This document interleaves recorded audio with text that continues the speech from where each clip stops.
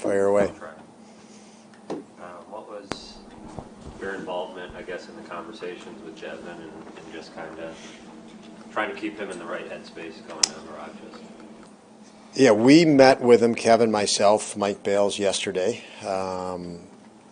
to share our thoughts on where he's at presently, what he's been able to do, which is a significant, lots of positives from the time we signed him to he came in last year to all the way till today. Lots of positives and excitement for not only how well he's done, but his potential.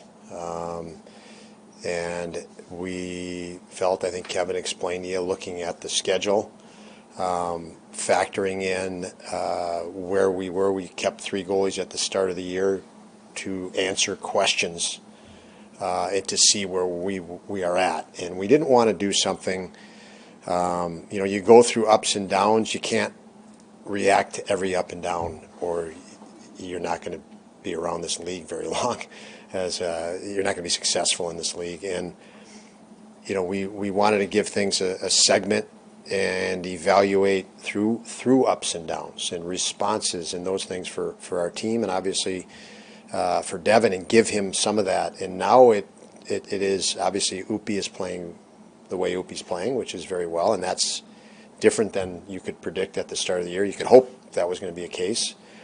And then you combine that with where we're at with the schedule and where Rochester is with the schedule. Every organization has resources from stuff and equipment and coaches and managers and things like that. And Rochester is one of the biggest resources we have to help players develop. And it's a great spot at this time, we feel, to use for Devin, is really what it comes down to. I know that 3 goalies creates challenge with practice reps and whatnot, but I'm sure that Devin's presence here since March has made Ukko a better goalie. It's more competition. So with the decision to give Devin development time in Rochester, did you guys see signs over the last few weeks or even since the start of training camp that Ukko can be that self-motivator and that Eric will push him, because he's still a young goalie too and needs to have that, that push? Yeah, competition. I was excited with Devin coming in outright with Devin last year, but for the reasons you mentioned, I think I mentioned it at the end of last year, it's great for Upi to see somebody in his peer group. I thought he received great mentorship from Craig Anderson over the previous couple of years. Looked up to Comrie, but kept looking up to guys. And that's great. But there are also some limits to that, and that would be that competition, seeing somebody else. And Devin came in last year, and he had some real good success for us. And that's good for somebody in the same peer group to see. Somebody we know is capable in UPL. So I thought that really has helped UPL, and I think that helps Devin. I think the two of them having that. And it's no different, that's a dynamic that we had hoped for and hoped to get. I can tell you that as a coach, that we tried to create in our defensive group with the young guys pushing each other, giving Henry Yokohara a bigger role 2 years ago, and Dahlin and Samuelson and Power when he came in, to create that competition. It's what we've done up front to create competition. So we have it at the goaltender side, and it's a plus. How helpful will it be to have a little bit more lineup flexibility now that you don't have 3 goalies, just the way the roster's set up, and gives you a little bit more options? Yeah, it definitely creates breathing room that we didn't have. But again, certainly I don't say that with any regret whatsoever. The decision was easy at the end of the day, that we needed to keep 3 goalies to start. It was just obvious and easy to us, and obvious and easy to us now to say the timing is to go down to that, and that opens up a lot more flexibility, it feels like. We're still a young organization. You go through lots of ups and downs, and we've committed to a direction, and within that, I've talked about the importance of seeing Rosine, seeing Byro, seeing Rusick, and giving them games to acclimate. And with one more roster spot, it makes that a little bit easier. What was Devin like in the meeting with you, I guess? Just his, how he reacted and so forth? Good. And I mean, his goal and ambition is very internal driven to become better and better and better. If he evaluated where he is today and he asked him where he would be, where he wants to be in a year or in 2 years and 3 years, there's a significant gap. He has extreme aspirations, and again, Rochester is a tremendous resource to go after those aspirations, which we feel very confident he's in. His aspirations and where he wants to go with his career is in line with his ability. He should have those targets that he mentioned to us, and our conversation was along those lines. Nobody likes to go down. I mean, you like it here. You build camaraderie. You're in a team. You're in a rhythm, and that rhythm changes. So it's takes a little bit time to digest, but when you know the plan and it fits into a vision long term, for him it fits into his vision long term to become better. This is a resource that can help him do that. I think he's good with it. I don't know if you've had the conversations yet, but do you expect that Jordan will be added to the roster again? And is he an option for St. Louis, or do you want to give him a couple practices in the mornings? I think he's a legitimate option for St. Louis. He looked very good today. I've talked to him, each and every day, and I think he's comfortable, and I think I am. But he's had one practice today, so it would be based on that. I think opposed to something else is what I see, and we will, in all likelihood, he'll be in the lineup tomorrow. We saw him have a great run last season where he kind of picked his team up and put it on his shoulders.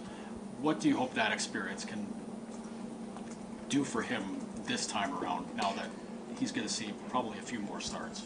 And you're talking about UPL. I missed the start. UPL, okay. So you're asking about his run last year and his success last year. I mean, I think it's just natural. Before he had the run last year, or success last year, and with some consistency, he'd never had that in his career, and so now he feels he can build off of that. Once you get a taste of something, and you like it, you want more, and he has. It's different to want more and not have hindsight or a 20/20 vision to figure out how to get more. So by going through that last year, I think he has a better picture of how to get more. I think that's what's driven him to the point where we feel as an organization more comfortable in him, because he's got experience gained now, and experience under stress. I mean, just pull up the stories written about him and spoken of him a year ago. There's a tremendous amount of doubt about UPL, and he had to fight through that doubt and question to get to where he is. And you have to become accustomed to that if you're going to have a career in this business. You're going to be doubted, and as I said, there's ups and downs in the league, and you got to learn how to handle them. And the better you do, the more you keep getting better, and he's doing a very nice job of that. With the limited practice time you have coming up, as a coach, is it going to be better for Comrie and Luukkonen, practice-wise, to be just down to 2 and to help them moving forward, because you are going to be limited in your practice time? It will. I don't think it was challenging. I mean, it's different for 3 goalies in a practice. I don't think it's challenging because they do so much work with Mike Bales, the goalie coach, and extra shooters and before and after practice. But no question, the practice itself, if you're out there 25 minutes, to just have your own net for 25 minutes is very nice. If you didn't and you had 3, there's plenty to compensate for that, but now they don't have to worry about compensating for that. So it's an added luxury, I guess. So Ukko-Pekka's probably never looked more confident in the crease in the NHL. Just when he's in that crease, what do you see from him? How do you see that confidence translate, I guess? Reading plays. Everything in a game is a situation, and you pick up patterns. And the more you're in the game, the more experience you have, the more easily you pick up patterns and consistencies within situations, and you see him settling into that now. So even the miraculous save the other day he made, he knew before, okay, there's a guy over there, and I'm going to have to do this if it goes over there. He already knew ahead of time the potential scenario that could happen, and he was so much better prepared for it that you saw athleticism. You didn't see surprise, and then reading it a second time, reading one play and thinking this is the only option to make a save this way, he knew, okay, there's a potential that way as well. And that he's been in that situation over and over. He knows players can make that play. He knows, our coverage should be there, but this particular case it's not. He's reading those things, and you can't get that without rep after rep and commitment to studying it. And so we're seeing that, and now you're going to see his athleticism a bit more, and he's in better shape year by year. He's changed his body comp a little bit to move at a better pace, and it's just an accumulation of he's gone the right direction, an accumulation of day after day after day, and he'll keep doing that because his habits are good.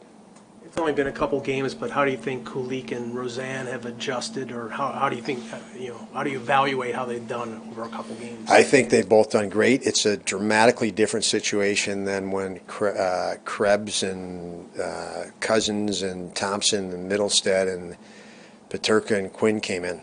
We were a different organization then that needed young guys. We'd moved out lots of older guys and had an opportunity to just let people play. And now you go into those games and it's win now. And every decision you make as a coach now is different than, getting guys experience. So they've had to come in under greater demand. And I think they've been very well prepared for it. I liked both their games, but our team was awful in New Jersey. And that's obvious. We weren't ourselves, and those guys came in and I thought played solid in that game. And then Rosine was good again the other night. Byron was called. What was? Is there a roster move going the other way with that? Just Levi. So the spot that opened up with Levi, we used for that. We'll have to make another move to add Greenway when he gets the clearance, which should happen shortly as well. Kevin mentioned the compete level hasn't been consistent enough. I know you've brought that up. Kyle's brought it up. Where are you at, I guess, just in the process of figuring out how to get that to where it needs to be night after night?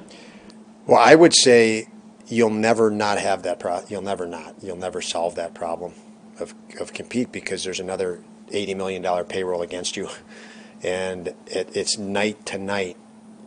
There's different compete levels. Sometimes you flick on the TV and it's a low compete game for both teams. And the next night the barometer's high. And if you think about a marathon, and this is no excuse, because you have to elevate and find ways to win, even when you don't feel good. I think for us, when we don't feel good and we don't feel an A game, we don't know how to play a B game yet. And we're trying to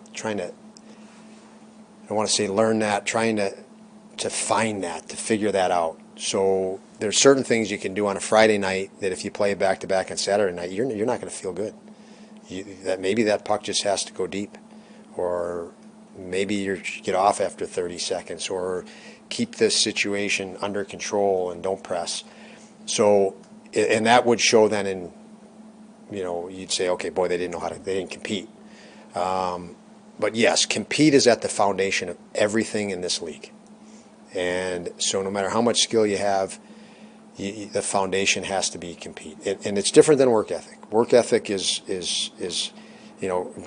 work and grinding it out in the weight room and practice and getting ready. But when there's one puck and there's two players that are very hard workers, probably the more competitive guy is going to get it more than not, with the small difference in skill within the league. And I think each night you go into a game and you don't know what the other team's going to bring, and if you don't feel good, you got to figure out how to match it or compensate. And that's something that I think every team in the league struggles. You know, it's why there's so many teams right around 500 that are talented teams in our league. They're, you know, I don't. It's a challenge you have to deal with every night. That would be how you figure it out. You accept it and fight through it. And we're pushing our guys to that initiative. JJ's already at 75% of his goal total from last season. Just what's impressed you about his play this season? That he used last season. JJ used last season to help him prepare for this season. He had the hindsight of last season, and you know, we challenged him pretty hard at the end of the year. It was pretty critical to him, and said this is a big summer. I went as far to tell him that, you know, last year you had a spot, and that spot was a lot to do with the fact that you were a rookie. You're not a rookie anymore when you come back, and he's come back with a greater compete and much more adamant, knowing that he's going to be rated differently by us as coaches. So he's competitively, if we talk about compete, he's competitively addressed the challenge that we had to him at the end of last year.